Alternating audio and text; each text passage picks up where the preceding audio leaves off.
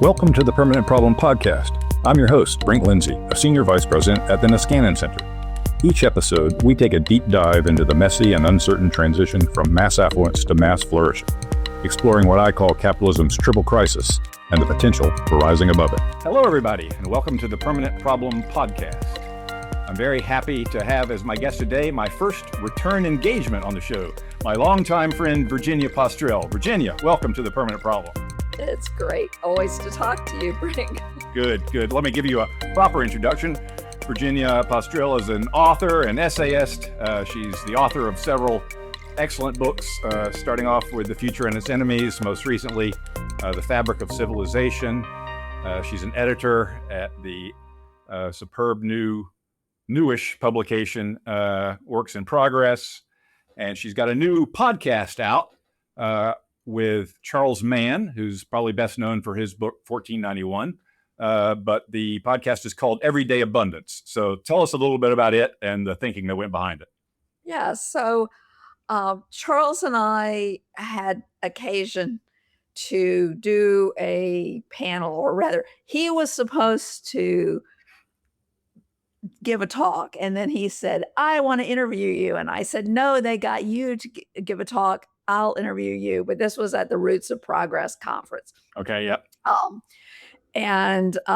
So he had recently written a series of articles for the New Atlantis called How the System Works, and had become very aware of people. And those are just great, by the way. I feel like those should be like part of the K through 12 curriculum. But. Right. Well, actually, so does he. Yeah. And that's sort of what he wrote in the mind. So let's see if I can remember. There was one about the electrical, the system that brings us electricity, one about water, one about public health, and one about food. So they're all about, these big complicated systems, where they came from, how they work, because he had realized that especially younger people have no clue, and people in general. So that was what we were discussing, how, to do this Q&A at this conference. But this led to a general discussion about how people don't know where anything came from, and don't sort of when we talk about technology, we talk about things like AI and everything to do with computers, as if that's the only technology in the world. And in fact, we're surrounded by all kinds of technologies. And of course, I wrote The Fabric of Civilization, which is textiles, which are one of the oldest technologies. And the root of the word technology comes from the word to weave. But anyway, one thing led to another, and we came up with this idea of doing a series of podcast episodes where we explored the hidden histories behind everyday activities and the technologies you didn't even know were technologies, which then got... So what are some of your recent episodes? Yeah, so the most recent one is on doing laundry, greatest invention ever, the washing machine, the electric washing machine. They don't have to be electric now; they could be gas. But yeah, we've done. Let's see. It was like, what did we do?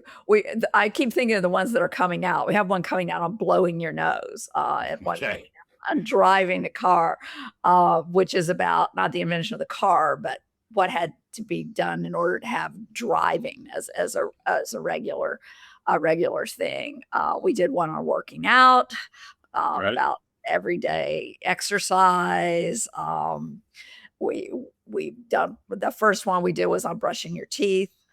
So you get the kind of idea. There are all these everyday activities. Some of them, one that we have coming out is shopping for groceries. And that actually has 4 different inventions in it, which are not the only ones that are needed, but we go from packaged goods to self-service grocery stores, to let's see, I forgot what, all the way up to scanners and barcodes. So it's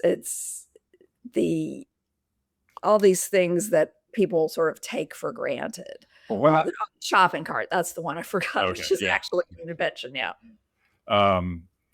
So in a previous life, I was a lawyer, and one of the joys of my job, I was an anti-dumping lawyer. So we represented clients that were who were exporting to the United States and accused of selling at an unfairly low price. Right, right. So to defend those cases, you had to know a lot about the production process as well as about the sales process and all their accounting details and so forth. But we always had to do factory tours. So That's I great. represented and know something about how the production process worked.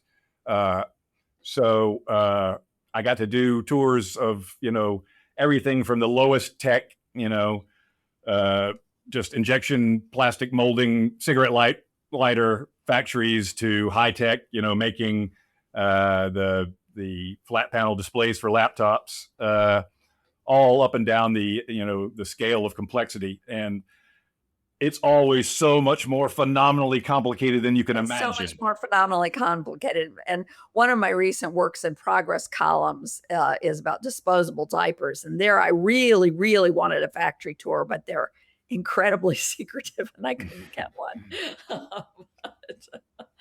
um, So now that I'm on this current jag with the permanent problem, I find myself in this very peculiar and lonely position of simultaneously thinking that we really ought to be much, much more conscious of the incredible bounty that consumerism has given us, and to understand the cleverness and ingenuity that had to compound over time to give us all these things. So we should be simultaneously much more conscious and appreciative of that, and simultaneously much more conscious of the limits of what consumerism can do for our lives. That there's a whole lot of the most important things in life are not the things you can buy at the store, and those are, for a lot of people, getting crowded out these days. And so I find myself flopping back and forth between those two positions and angering everybody in the process. yeah. Well, one thing I was thinking about, your perspective in the context of the Everyday Abundance podcast, and I I was thinking, really our stories are for the most part about how people, unheralded people who created important things. Yes. And I think people who are really into their work tend to overemphasize the importance of work as a source of meaning in life, but it is an important source of meaning in life. And I think that recognizing that the people who, Sylvan Goldman, who created the shopping cart, uh, is an important guy in the world that we live in. Um, he was also, a philanthropist and different things in his town, but his legacy is that he changed our world in this little way. And most people, obviously, I know his name. He's not completely unheralded. You can find out things, but there are also people who are unknown, or cases where things are misattributed, all those kinds of things. And then there are also people who get up every day and go to work and make sure that our water isn't full of sewage and stuff like that. And those are not glamorous jobs, and not just because sewage is icky, but just, those are not the jobs that we tend to um, honor, and they are really important. Yep. And so I think that's an element of it, is to recognize that the things that are important that people do, it no one will argue with you, Brink. I'm sorry. No one is going to argue that having a lot of stuff is the only important thing in life and that's the source of all meaning. No one is going to say that. Not explicitly, no. But they will tell me if the lines are going up on capitalism, you have nothing to complain about. That's not capitalism's job. Yeah. But that is, and by the way, I don't like the word capitalism. I never have. I like the word markets, which is a different thing. But I do think that the fact that we only sort of recognize in our public discourse about 5 different jobs is a problem. Right. Uh, and and so that's one reason for doing a show like this. Also, it's just fun and Yeah. interesting, Oh, and people have an insufficient sense of history. And one weird aspect of having two baby boomers do it. I mean, I'm 66 and Charles, I think, is 70, but is that a lot of things that we remember are now history. And right. so we have Right. to explain about, how did you count out cash change at the register before it would just tell you, and how did you put the sales tax in and all these kinds of things. So Yeah. So everyday abundance gives us, comforts, convenience, entertainment, and those shouldn't turn our nose up at those, right? Those are really important. If you don't think they're important, try massive discomfort, massive inconvenience, right. soul crushing boredom, right? Yeah, try washing all your laundry by boiling water on the stove and making your own detergent and all these things. I mean, you'll have a lot less of your life to do whatever meaningful thing there is. That's right. So yeah. So my argument is that those are important goods, but Yeah. but we can't lose sight of the fact that there are even more important goods. All right, I want to switch gears to something you just wrote recently. This piece for the Law and Liberty website called "American Ambitions" that you wrote as part of the commemoration of America. LibertyFund.org. LibertyFund.org. Okay, yeah. Okay, sorry. Yeah, I know they have like 4 sites. It's confusing. And you wrote this, in commemoration of the Semiquincentennial, America's 250th birthday. But before we talk about the essay, we both lived through the Bicentennial. So we've lived through 2 of these things, and this one, just put aside the shambolic, corrupt screw up of the national celebration. Just as a mass phenomenon, it was nothing compared to last go around. That's my impression. Yeah, I mean, I can't tell. Partly it's because we're old, Right. And when you're 16 and having the bicentennial, or however, you were a little younger than me, but 14, it's different. Yeah. You're doing things in school. Whereas when you're just going on in your life, maybe not so much. So that's part of it. So, there were national celebrations back then, and they were stately and lovely, but there was first there was just enormous commercialization. There was people were selling Bicentennial, the red, white, and blue, everything. Yeah, right. And there were community projects. In our town, we painted all the fire hydrants to look like Revolutionary War soldiers. That was a thing.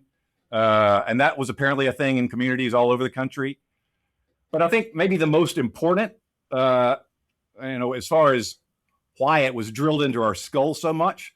For 2.5 years, every night we had a Bicentennial Minute on CBS. On TV, which we all watch TV. Right, so there were 3 networks. The biggest one was CBS. Every night from July 4th, 1974 through December 31st, 1976, they had a minute-long break somewhere during the 8 o'clock hour where some CBS person or celebrity or politician would tell what happened 200 years ago today. And then the whole Bicentennial Minute thing became kind of a cultural, phenomenon, and people made jokes about it on sitcoms and so forth. So it just, the whole thing loomed so much bigger in our consciousness. I've just 2 rock bands that I followed in high school, Rush and Styx. Was a big Rush fan, casual Styx fan. They both had Bicentennial themed songs that came out in 1975. So much bigger deal. I don't know if you know, but Rush is having a moment. I know, of course. It's been covered in Variety, so it must be true. So I was never a Rush fan, but I associate the Bicentennial with 2 things. One were plays that we did in my high school, because I was very involved in theater and particularly making costumes to make a lot of 18th century, pseudo 18th century costumes. Yeah. And the other was being extremely sunburned, because on the actual day of the Bicentennial, on July 4th, I went with this summer program that I was governor's school program that we went to the beach, and I got the worst sunburn of my life. So, So, nothing to do with the bicentennial other than we went to the beach, to sort of celebrate. But this year, actually, we went. I also have a place in Orange County, and we were down there, and we went to Tustin, and we had to the Tustin High School fireworks and picnic, and we had a wonderful bicentennial. It was they had lovely fireworks. They had a band. They had food trucks. It was looked like California. The crowd. There were lots of families. Every shape, size, color, and age. Yeah, so it was really nice. Good. So, for a lot of different reasons that we have come to this state of affairs, but maybe the bicentennial minutes were one of them. There was a poll that came out recently that the Cato Institute did, showing the shocking numbers of people who don't know what happened on July 4th, 1776. For people 65 and older, 72% of them identified it correctly. But for people 18 to 29, only 39% identified it correctly. So, well, that's not good. I thought Hamilton was supposed to cure us of that. But doesn't Hamilton seem like it's from a million years ago now? But yeah, right. I was going to say now it's old. That's only, those people were like not born yet, or they were not conscious. But okay, so let's talk about your essay. You describe how the American Revolution launched a new kind of social order, a new dynamic, wide open order that kind of democratized ambition. Ambition had been thought of as an elite capacity, kind of dangerous, glorious but dangerous, not something you want to see in ordinary people, but the freedom and economic circumstances of the new American continent brought forth a democratized ambition, and you describe it in all kinds of ways. So tell a little bit more about that essay. Well, the first thing you have to realize, and that we tend not to, because we think of ambition as a good thing, is like ambition was a bad word. It was ambition and avarice. They were negative concepts, right up, and I would say at least through the 17th century. Ambition, even Machiavelli wrote a poem about the evils of ambition and how it creates war and kills all these people. So, by the time of the American Revolution, the meaning had softened, so that Adam Smith wrote about ambition, but it was always ambition within a sense of hierarchy. So it was like you were ambitious to get elected to Parliament, or you were ambitious to rise in the military. They were the idea that you might be ambitious to be like the best runner in your local running club or something. That was not a concept. Apart from the fact that they didn't have really the idea of running for exercise, that's really goes back to the 1970s. See our podcast. But that these sort of small ambitions that Americans are, we don't even think about them, but it's a very, very American characteristic to have a million little ambitions. And Tocqueville thought, this is a really weird country. Everybody is ambitious, but nobody has big ambitions. And I think when he says these big ambitions, he's like literally thinking of Napoleon. I can't prove that, but I think, that's the notion, that's the old notion of ambition. And particularly in the early republic, which is mostly what I was writing about, because I was also writing about the 250th anniversary of the Wealth of Nations. So I was trying to, sort of look at Smith and look at that period and see what was changing there.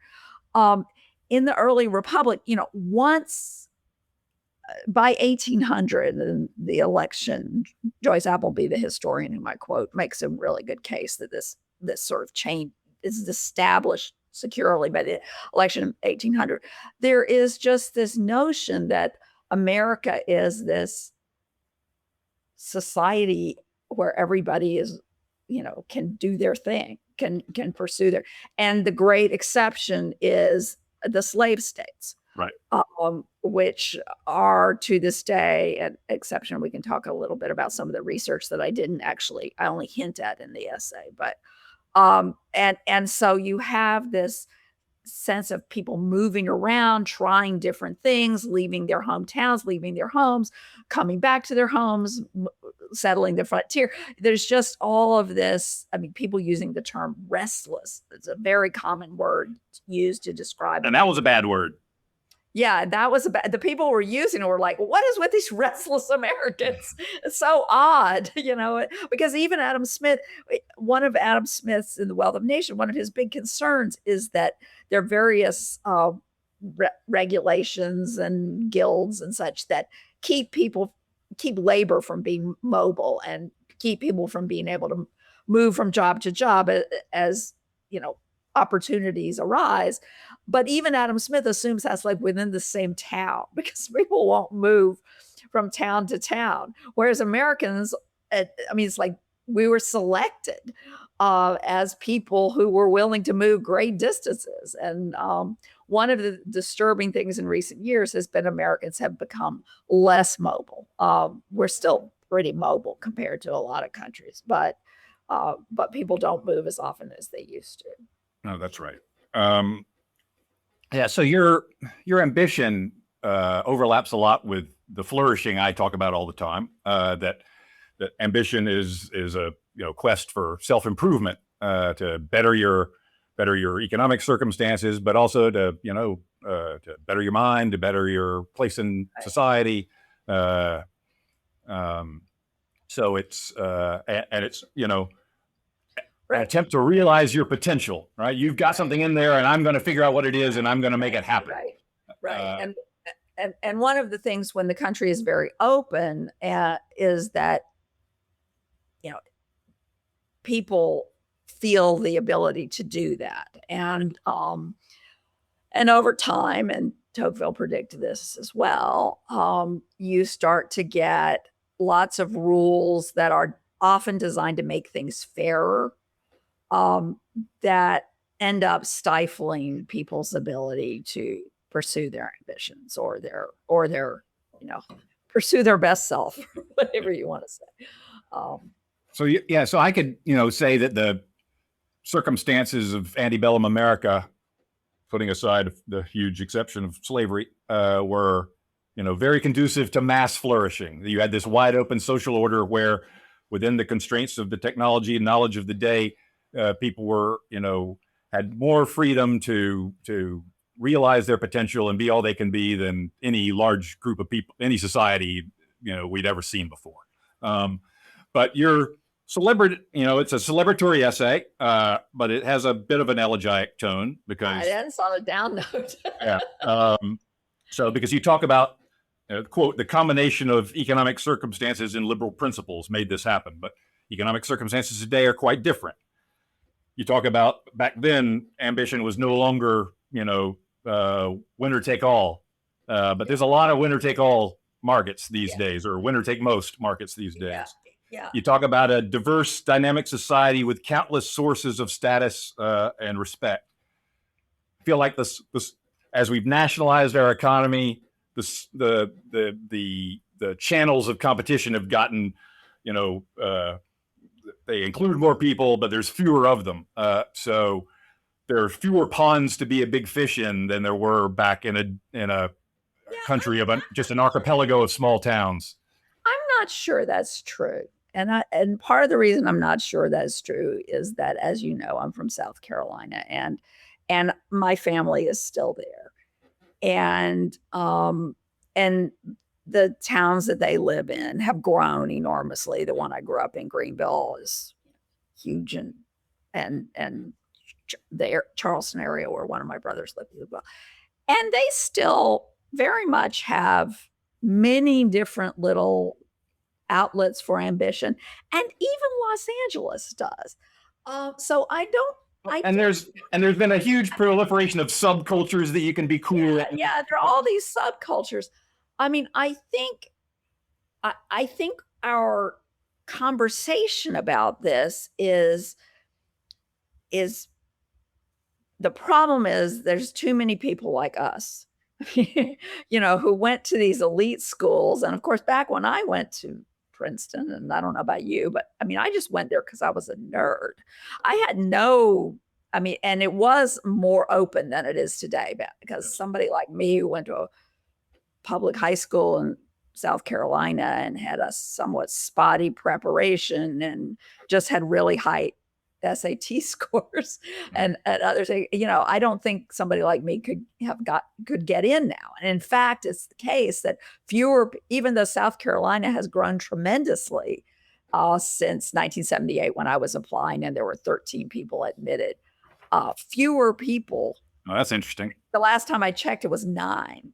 Wow. Like fewer people get in from South Carolina, and the schools are better.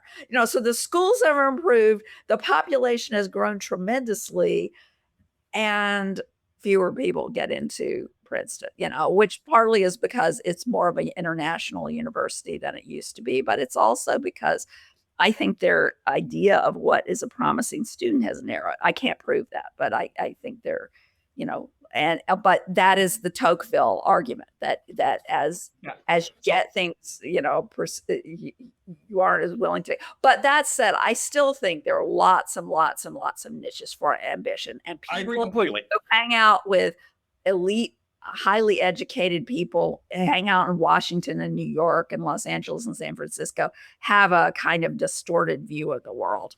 But not you and me, of course. Of course. So I agree that I agree that certainly relative to the rest of the world, American ambition is still robust and exceptional.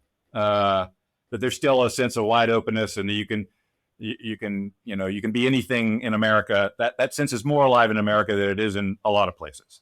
But I don't feel like it's as alive as it was in the 1830s and 1840s. It's just sort of kind of the sense of limitless possibility and free land, and all I need, and every ordinary person, all they need is drive and will to make a success of their lives, and that just isn't true anymore. Yeah, there is a quote that I didn't use in the article, but that I read. I believe it was from Chevalier, one of the European visitors who said, the amazing thing about America is that a man can get off the boat from Ireland with nothing but the strength of his body, and make his way. He told the story. You're like, make his way, getting hired as a laborer, and then get land and basically build a life. And when you have a society which is hungry for labor, which was true in the United States for a very, very, very long time. I mean, I would argue it's still true, but people don't want to talk about that. But we had lots of land, we had lots of resources like timber and coal and things like that, but we were short on people, which is one reason. There were others that we had all these immigrants. I actually think I've written about this on my Substack, and I hint at it in the article. I actually think the problem was that we shut off immigration in 1924. And so then the vaunted greatest generation and the silent generation and the baby boomers all grew up in an America without contemporary immigrants. Right. In other words, they had people. Which is, and it's in those communities that you see this all-American striving to better themselves and improve their condition at its most vital. And those are the generations that produced the anti-Promethean backlash. This whole thing, that, as you've dubbed it, and this thinking came to me when Jason Crawford from Roots of Progress was interviewing me for something, and he was saying, like, look, there were other times where you could have had anti-Promethean backlash. Why did it happen in the 70s? And I was like, why did it happen in the 70s? And then I started doing the math, and it's like, yeah, you had these 3 generations of people who grew up in an America where their contemporaries, so their parents, their grandparents may have been immigrants, but they didn't go to school with people who were first generation Americans. They took the country and the prosperity and all of these things kind of for granted. Yep. And then they became generations that focused more on, even though, supposedly the 60s, all that, but they really focused more on protecting their stuff, they became sort of, stasis, as I would say, in the future and the 70s. And I think, and so now we have these new, post 65 waves of immigrants, which are now creating, there's a backlash against them. And that would suggest that we're setting ourselves up 50 years hence for another, Yeah, maybe. So I would. It might be true. Who knows? We've had 50 years of mass immigration now, and I'm not seeing things unwind. Yeah, well, it's hard to unwind things, as you know. It's once they're in there, they're hard. So I would throw something else into the mix. I think the 20th century experience of World War I and industrialized slaughter, or World War II and the Holocaust, and then the threat of nuclear annihilation. Yeah. All of those convinced a whole lot of intellectuals that technology was bad. Oh yeah, I mean, and then that seeped into the mass culture by the 60s with the baby boomer cohort. Yeah.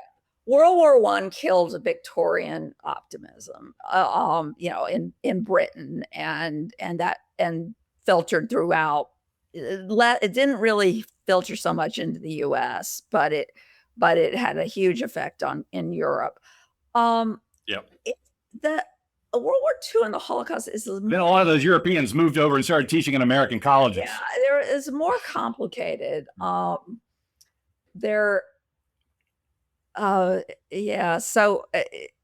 the effects on the U.S. But anyway, yeah. So for whatever reason, it happened, and that's a concern. But now we're in the periods. This is why people are, hating on you, Brink. Where the people who want to sort of keep things, protect the status quo, tend to do a lot of chin pull or go backwards. Tend to do a lot of chin pulling about how everybody had a meaningful life when everybody had a good union job working on an assembly line, which is just nonsense. No, it's not. Yes. It's just nonsense. First of all, that was a tiny percentage of the labor force, just happens to be concentrated in some swing states. Secondly, those jobs were incredibly boring. It's if people had good lives because of them, it's because they took the money and they had their family and they, were just, the job wasn't the. Yes. So the way I would put it, so the jobs were dirty and dangerous and just awful, just physically awful. They were like, you read these accounts of, assembly line workers, and like the first day on the job, they just can't believe anybody can really do this every day. It's so awful. So they were bad, but I had a high school teacher, my 9th grade social studies teacher, who actually had come to Greenville because he went to Bob Jones University. Yeah. But he was from Michigan, and he worked on an assembly line during his summers off and in the automobile plant. And this was in the 70s. It would have been in the early 70s, I guess. And the people would be so bored, they would like deliberately wreck some of the things they were building. Yep. Yeah, there was increasing sabotage in the 70s. At that point was not so incredibly dangerous so much as incredibly boring. Yes. Yes. So, but yeah, the jobs were not, intrinsically fulfilling. But they put you on a escalator of rising living standards that moved faster than any such escalator had ever moved for any large group of people ever. And that feeling of just, like time-lapse photography, seeing your circumstances change, that was exhilarating for people and made people proud of what they had been able to accomplish. Also, even though blue collar factory work was not the majority of low skilled work, but it was the most salient and most culturally visible of low skilled work, and it was a kind of an aspirational work. To get a good factory job, you could end up with a middle class lifestyle, um, and it was important. It was clearly crucially important to the health and progress of the overall system. Ordinary working stiffs were arrayed on the technological frontier along with their managers and bosses and owners, pushing the technological frontier forward in the steel industry, in the automobile industry, et cetera. When they exerted their collective power, right, in those industries, that whole industry is ground to a halt. And it was a national security crisis if the steel industry went on strike. Global security was at stake. So these people knew in their bones that what they did was existentially important and it mattered, in a way that I think is very different from what a lot of jobs in the kind of post-working class in today's service sector are. Jobs that they provide some kind of service and people are willing to pay for it, but people don't have the feeling that what they do matters in a way that they did back then. And they don't have the status. They don't have the status as contributors to the common weal that factory workers did back then. They were glorified and people now are not. Healthcare absorbs a huge number of those people. Yes. And everybody thinks people may complain about the system or it's too expensive or whatever, but nobody thinks that being an X-ray technician is not important. No, that's right. Or spending the day giving women mammograms, or even working in medical billing or answering the phones in an optometrist's office or whatever. Healthcare is a huge percentage of the economy. Many of the kinds of people who used to do factory jobs now work in healthcare. It's part of the problem is it's a little gendered. It's not, I would argue it's not super gendered. Especially certain things like phlebotomists and x-ray techs, and there's certain kinds of jobs where I've encountered plenty of men working at them, but I just think, agriculture. When everybody worked in agriculture, everybody thought their job was important because food. And farmers today will still tell you that they have the most important jobs. Right. That's not a great way to make the rest of the other 98% of Americans. If we could convince everybody that farmers had the most important jobs, I don't think that would be good for society. But anyway, so we spend a big chunk of our lives, on the job. The majority of our waking hours during most of our, vital adult years, we spend working for pay. So how that experience goes a lot to what the overall conditions for human flourishing are in a society. Do you have hope? So jobs today they're less dirty, dangerous. They pay better than they did before. My sense is for a lot of people, they're not especially fulfilling. Most people, they're not really very fulfilling. It's mostly for the paycheck. That's why they do it. And so has it been from time immemorial. Yes, but the so is progress getting people cooler and cooler jobs? So one day everybody has a cool, fulfilling job, or is progress getting so rich that working for pay becomes more and more discretionary?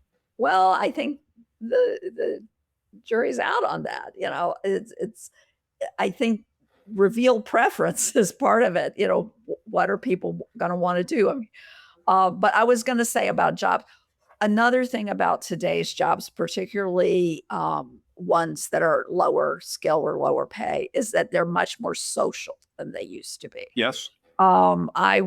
Many years ago, probably 20 years ago, I talked to some people who owned a very nice, you probably heard me tell this story before, but a very nice furniture factory in outside of Dallas. And when I say it was nice, I mean, it was not unpleasant to work in, but it was factory work. It was, you still had to do it, but it was clean. It wasn't particularly noisy. People worked in, small teams. And most of the people who worked in it were immigrants, and the factory was unable to hire their children, even children who were kind of blue collar, because they would rather go and work at Target for less money because it was less regimented and more social. So that's a factor. I'm not saying working in Target is the be all and end all of work, but people get a number of different things out of their work. Some people get a sense of flow and craftsmanship and intellectual stimulation, that sort of thing. Other people get the social aspects, and I think it's a huge mistake to try to put everybody working at home. I mean, I've been working at home since 2000, and it has its advantages, but No, I agree. It's not for everybody, but if I didn't travel and go to conferences and stuff, I would be miserable because I don't have any colleagues. I mean, revealed preferences show up here too, and people really liked not having that hour to 2 hours of commuting. Commute is a huge deal, and people like being able to deal with their kids' doctor's problems during the middle of the day. So when the call to return to the office after COVID happened, there was a lot of non-responders. Right. I think it's really bad for people who are early in their careers, which also means they're younger, they don't have kids. There's certain they might even live closer to the job. There's certain things that become more important as you get older, and you've already established kind of your professional networks and friendships and stuff. But I mean, where do I think the world is going? I think that AI is it'll happen slowly. It'll be complicated, but I think I think there is going to be some shift from some types of white collar work to more, how should I put it, physical work. I mean, I think things where IRL work, right? Touch grass work, in real life work, all right? Yeah, things where people's physical presence is important. I was just at a conference, really interesting conference that Abundance Institute ran on AI and music that had lots of people from the music, musicians and producers, and as well as tech and policy people. And everybody agreed that everybody's going to want to do more and more that concerts and connecting with other fans in person, all these things are the future. I mean, they're already the present, but it's just going to get more and more important to have that presence. Excuse me. My nephew is making, really high-end furniture and doors and things like that. He's a really great woodworker and always studying for his contractor's license. But that's one thing. Another nephew on the other end of things making is in Silicon Valley making medical robotics, and actually, I have a lot of robots in my family. Another nephew is working on underwater robots that work on oil. No, and this fits in with the broader cultural kind of touch grass. Longing to touch grass again in an age where we're just online all the time. So you're seeing, vinyl records are back. Yeah. There's places you can go to play board games with people. Right. So I reviewed this book by Christine Rosen, whose name, I forget the name of the book, but it was all about how, it's so terrible. We no longer have physical bodies, and it's all about the extinction of experience. Is that what it was? Yeah. And it was just a terrible book. I expected to disagree with it. I didn't think it would be a terrible book. Those are two different things. But it was just, there were 4 contradictions on every page.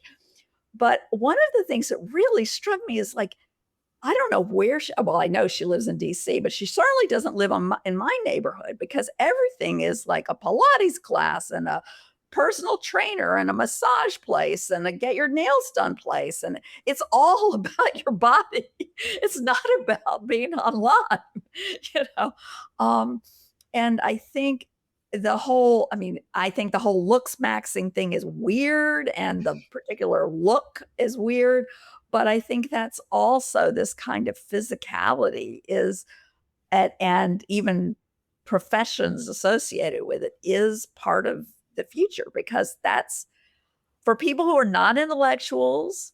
And this is often a very important form of self-fashioning. Um, but I do think that I sent you a link to my essay about Rebecca Goldstein's book, The Mattering Instinct, because I really like her book. I think it makes a very important point. Well, two very important points. The first one is the thesis of the book, which is that human beings have an instinct to matter. And that is not just to matter to someone, but to matter in some sort of existential sense, to have a sense that all the things we have to do to maintain our individual lives are worth it. That if we disappeared tomorrow, it would matter in some sense. But the other thing, which is what I think is really important, is that she talks about how this manifests itself in very different ways among different personalities. And people have a tendency to think if they are as sort of an achievement, or like their sense of mattering is about achievement, they think everybody's is about achievement. Or if their sense of mattering, which is kind of what you wrote about Ned Phelps, and his flourishing is very, oh yeah, this guy won a Nobel Prize. He is very oriented.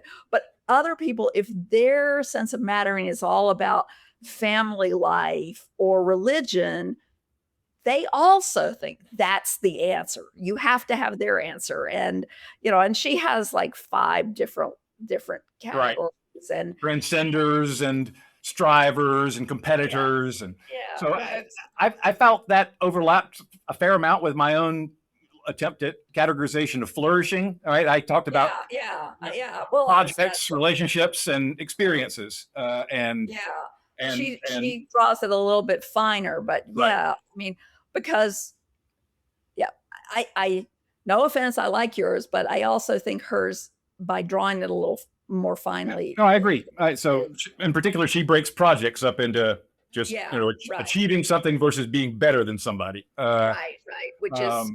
Which is a very big difference in personality type and how you see things. Absolutely. So to get back to kind of the future of employment. So in my book, in attempting to sketch out a hopeful future, I sketch out one in which I think employment is not as big a deal as it is today. That is, that for lots of people who have interesting, challenging jobs, they're workaholics and they go at it and they pursue flourishing and mattering that way, and awesome. But for a lot of people who that's never been in the cards, I look forward to the possibility of another kind of lifestyle emerging, one that would have to require a cultural break for it to ever get off the ground. It would have to require people really in mass adopting a kind of threshold earners mentality that once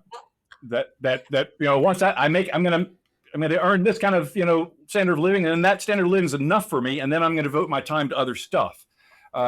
And I imagine that the technologies that we have going on today, particularly AI, are going to make that available sooner rather than later, in the coming decades.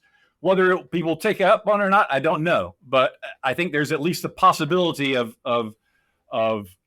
creating a kind of post-mass employment lifestyle that I think can then circle back around and have real resemblances to the old antebellum period, where the Republicans, the early Republican Party Republicans had their ideal. Call it the antebellum period, because that sounds like you're talking about the South. Call it the early. Okay. Anyway, pre-Civil War America.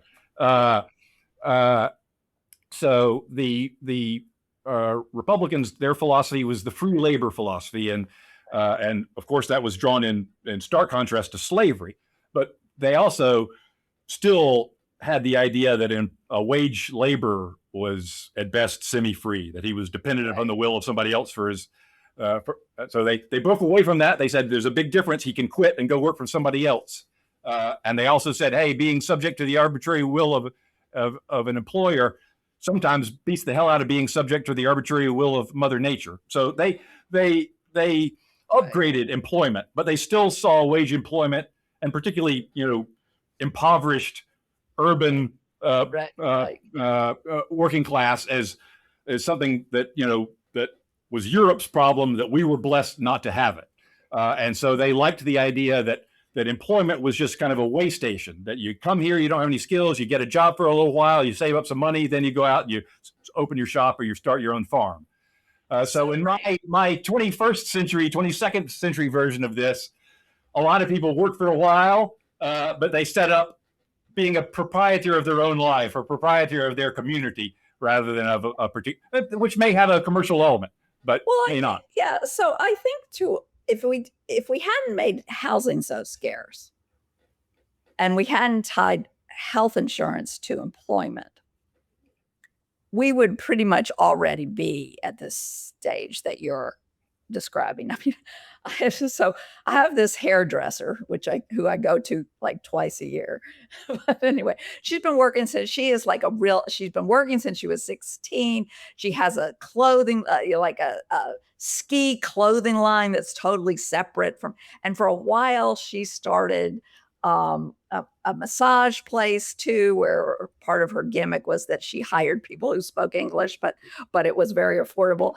And she got completely disgusted with these young people who were, I mean, I had got a lot of massages from them. They were very good, but they didn't have her work ethic. She said, as long as they have their phone, I think she said their phone and their weed, they're fine. And that's all the money they care about earning. Now, I don't know how they live. I mean, this is in LA, but I mean, I don't know where they live. Maybe they live with their parents. But so she was kind of disgusted. But that is a thing.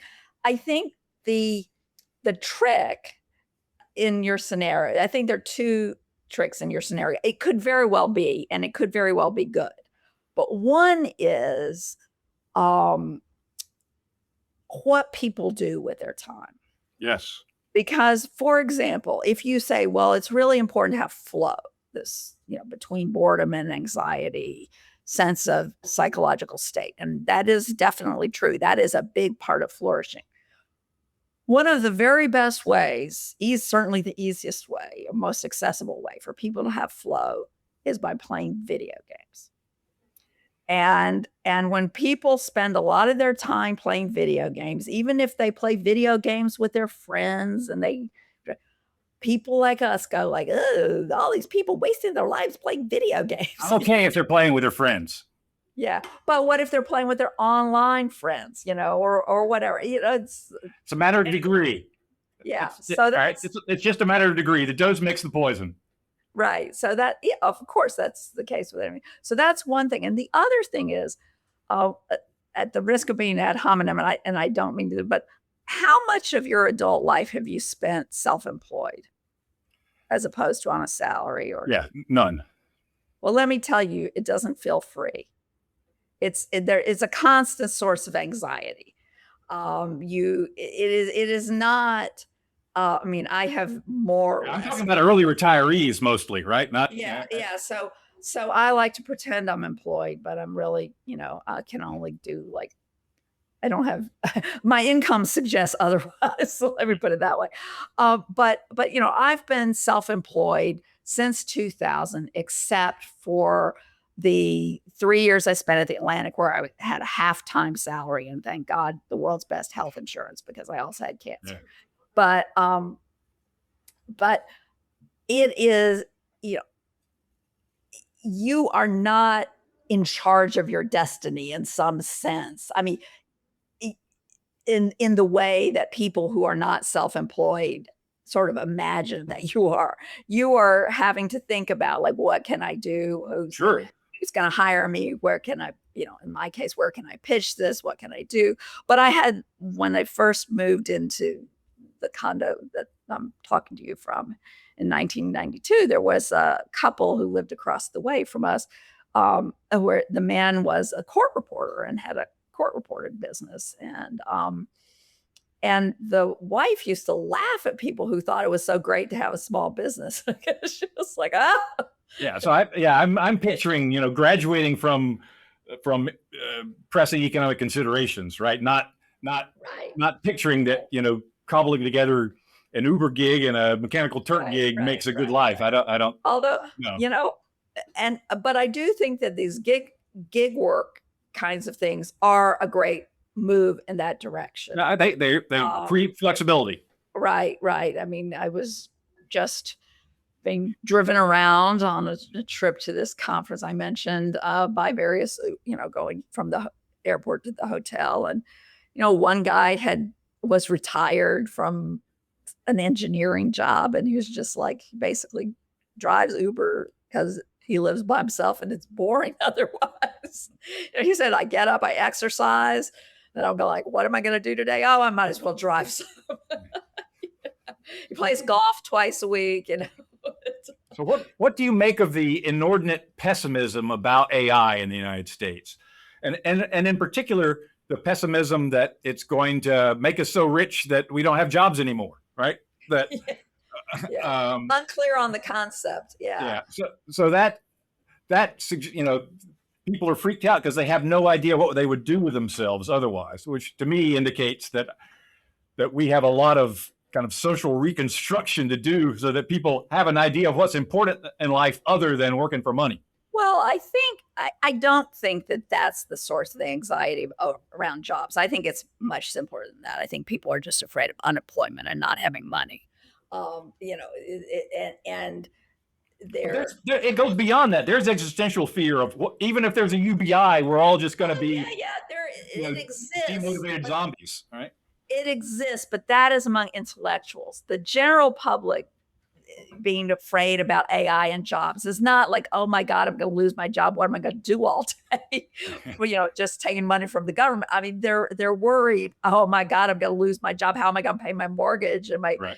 and my kids' tuition and my healthcare bills? I mean, I think it's just like the Luddites, the original Luddites. They were not ideologues. They were just people who didn't want to lose their jobs. Right. Um, but they benefited from the earlier wave of spinning machines. Anyway, so I think that it's that. I think that And do everybody. you have an intuition? It's who knows is probably the only honest answer. But do you have an intuition as to whether AI is going to be an engine of income convergence and upgrading the more humbly skilled, or is it going to be an engine of further kind of inequality that the AI there's a small group of AI superstars who are enabled Yeah. to do wonders, and everyone else kind of becomes they've outsourced their brains to Claude and their Right. and they're So way out of the map. I think first we have to think about what's already happened pre-AI and why it makes people discontent. We've gone through a long period where the poor got richer, the middle class kind of stayed more or less the same. The upper middle class got richer and the rich got richer. So basically, you had a lot of people who in the past, like when we were kids, would have been middle class who are now, they still probably think of themselves as middle class, but they're making hundreds of thousands of dollars a year, like $400,000 a year, and buying very expensive homes and what's happened is people's picked as a result of this mass affluence, what used to be a very rarefied lifestyle that did not affect most people's perceptions of what was normal has become a model of what's normal. Yes. Normal is going on ski vacations multiple times a year. Normal is taking a year abroad when you're in college. Normal is what I'm seeing on Instagram. Right. Oh no. Yeah. Normal is what I'm seeing on Instagram, which is glamour. Right. I have a book on that. Doesn't talk about Instagram because it came out too early. But normal is the lifestyle of people who are in the top 20%. Yes.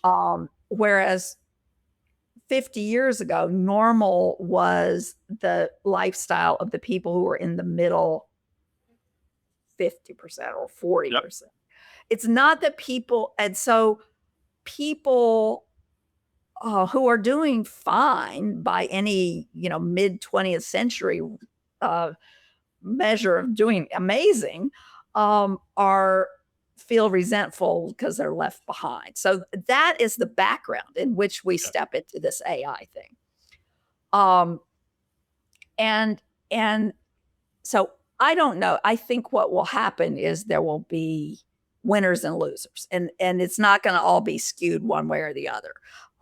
There's going to be rearranging. And I think that part of the pessimism today, there are a lot of factors, political polarization, people just generally feeling out of control, aging society, that sort of thing. But it's also the fact that journalism has been in a depression for 30 years, or for at least 25 years. All the people who are telling you these stories have seen their, friends lose their jobs. They've lost their jobs. From technological progress, from the internet. From technological progress. And I would be the last person in the world to say the internet hasn't been wonderful. It's been fantastic. But, it has wreaked havoc with my income. Yeah.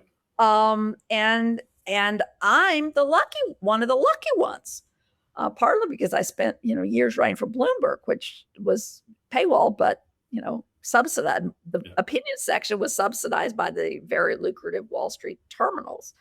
But all the people who are, writing these stories in the traditional media have seen just absolutely, it's been like being a steel worker in the 80s. And I mean, if you're not in it, you can't appreciate how bad it has been. Yep. No, yep. And it's gone on and on and on. Also, like these sort of Rust Belt industries. And that flavors the way the news is presented. It's not the only thing going on. I think that's fair. So my intuition. By the way, the big contrast is the way AI is perceived in China, right? Which is partly a function of government's spin, but not really, because the AI companies aren't as controlled by the government, and the government's CCP is a little nervous about them. But I think it's because if we'd had AI in 1970 or 1968 or something, Americans would have perceived it through the history of all that post-war growth. And yes, no, I think that's a completely fair point. So my intuition is that AI is likely to intensify in egalitarian trends. So ever since this transition to a post-industrial service economy, we've had what's called skill-biased technological growth. That is that technological progress has tended to increase the relative demand for highly skilled workers and reduce the relative demand for less skilled workers. And there are arguments that AI could go another way, that it could offer disproportionate, step up to the productivity of the less productive. But my sense is that it's going to turbocharge people at the top, and that a whole lot of people are going to outsource their cognitive abilities to the AI future, and are not going to be in a position to be masters of AI. They're going to be dependents on it.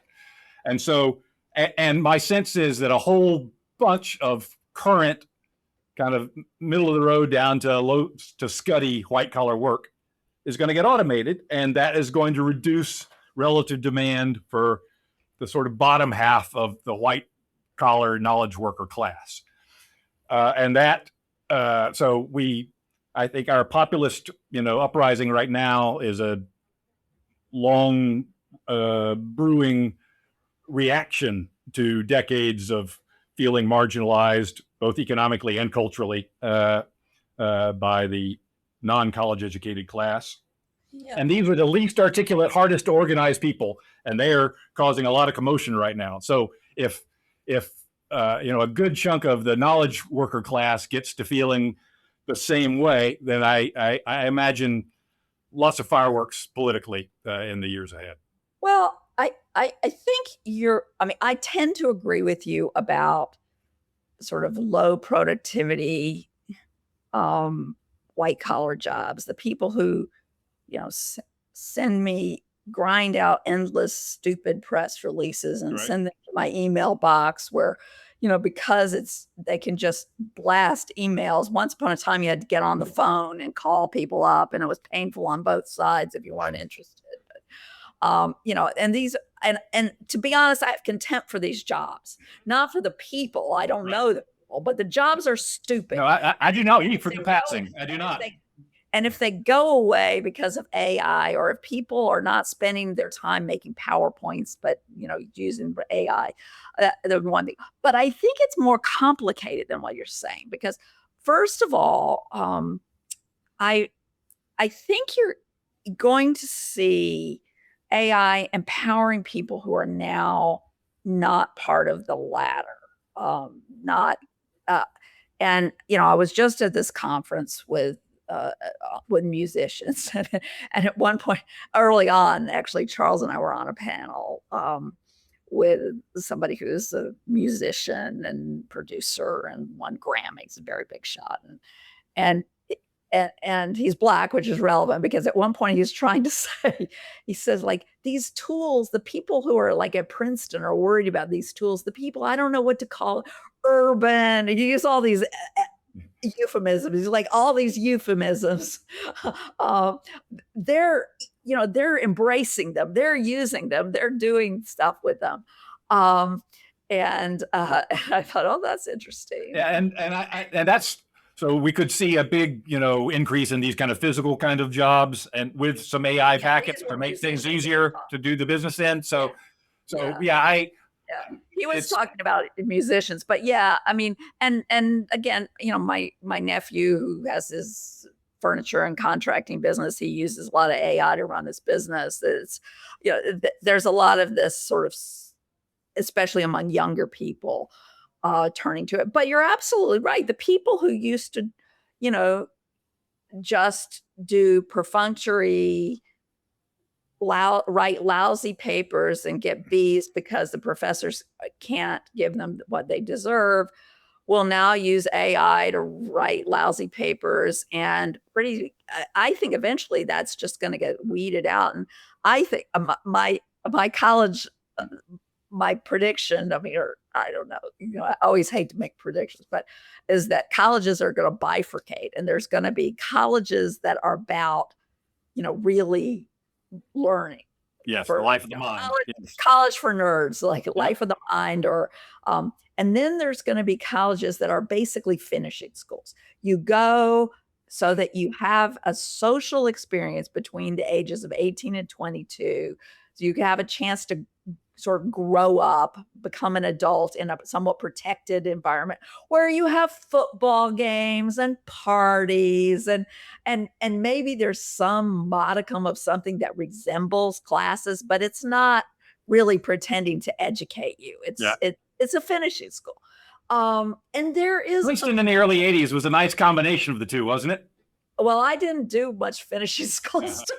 I did go to basketball games, but unlike your legendary blow pong skills, I didn't drink really, and I come from a long line of teetotalers, and I barely drink, so that and my friend group was mostly people who didn't drink much either, so that changed. That's a different experience, but yeah, I mean, I think I have a tendency to think that, and it's not that you won't necessarily have parties and stuff at the ones where it's life of the mind, but you're not going to be pretending that the people who are just there for the football, and I don't mean the athletes, because the athletes are actually learning stuff, they're just learning athletics. The people who are just there for the football games are there for something else, because why should you? with So AI. I'd like to see that evolution. I think that would be a hopeful turn. With AI generally, I think the only attitude is just, being very ready to change your mind about stuff as new data Yeah. comes in. Yeah, The uncertainty is exactly. massive. The possibilities are exhilarating and terrifying. They're not boring. So for people like us, living, doing our third act in a time of sort of, wide open uncertainty is maybe not what we had in mind, but it's not boring. Yeah, it's not boring. So, and you're doing your part to interpret it, what's going on for all of us. And so keep at it. Virginia, we're at the end of our time, so I'm going to wrap things up here. Thank you so much for being on the show. Thanks. Thanks for listening to the Permanent Problem Podcast. Check out my essays on the permanent problem over on Substack, as well as at the Niskanen Center website. And be sure to catch all our episodes on Substack, Spotify, Stitcher, Apple Podcasts, or wherever you love tuning in. Until next time, I'm Brink Lindsey, signing off.